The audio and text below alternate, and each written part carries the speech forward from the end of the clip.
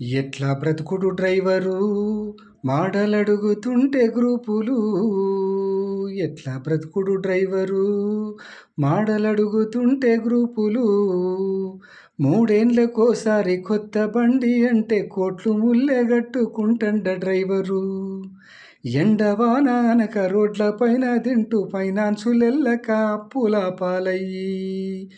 ఎట్లా బ్రతుకుడు డ్రైవరు మాటలడుగుతుంటే గ్రూపులు. ఓలవాడు ఏమో హౌలాను చేసిండు, ఊబరు వాడేమో ఊపిరి తీసిండు, ర్యాపిడో వాడేమో రక్తం దాగబట్టే, ఇంటిలోన భార్య ఏడ్పు ముఖము పెట్టే. ఎట్లా బ్రతుకుడు డ్రైవరు మాటలడుగుతుంటే గ్రూపులు. ఓను ప్లేటోడు దర్జాగా పోతండు, టాక్సీ ప్లేటోడేమో పక్కకు జరిగిండు, ఆర్టీఓ పోలీసు చోద్యం చూస్తా ఉండ్రు, పట్టించుకునే నాదుడే లేపాయే. ఎట్లా బ్రతుకుడు డ్రైవరు మాటలడుగుతుంటే గ్రూపులు. ఆ ఇన్సూరెన్సులు పెరిగి ఫిట్నెసులు పెరిగి చాలన్లు కొట్టి పుట్టి ముంచాబట్టే, పేరుకే పట్నము పార్కింగు లేదాయే, గిట్టుబాటుగాక అప్పుల పాలాయే. అప్పులెట్లా గడుదును, ఈ ముప్పు ఎట్లా తీరును, ఎట్లా బ్రతుకుడు డ్రైవరు మాటలడుగుతుంటే గ్రూపులు. అందరికీ ప్రతి ఒక్క డ్రైవర్కు బాధల్లోనే ఉన్నాడు. ఈ బాధలు పంచుకునే నాదుడు ఎవరు లేడు.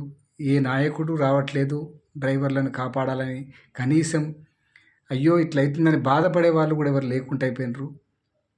ఇప్పుడు ఒక ఆడపిల్ల తల్లికి కళ్యాణ లక్ష్మి వస్తుంది, ఒక రైతుకు రైతు బంధు వస్తుంది, ఒక కొంతమందికి గొర్రెలు బర్రెలు ఇస్తున్నారు. అందరికీ అన్ని రకాల ఏదో ఒక రకంగా సేవ చేస్తున్నారు ప్రభుత్వం. కానీ ఒక అంబులెన్స్ డ్రైవర్ కానీ ప్రాణాలు కాపాడతాడు. మేము కూడా సమయానికి వంట సరుకులు కానీ బియ్యం ఉప్పు పప్పులు లారీలలో చేర్చేవాడు కూడా డ్రైవరే.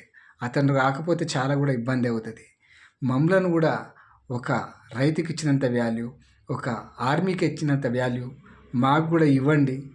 మమ్మలను కూడా ఆపద నుండి ఆదుకోండి. కష్టాల లోపల మమ్మలను ఇబ్బందులు లేకుండా మాకు కొంచెం ఏదైనా సహాయం చేసి ఆదుకోవాలి.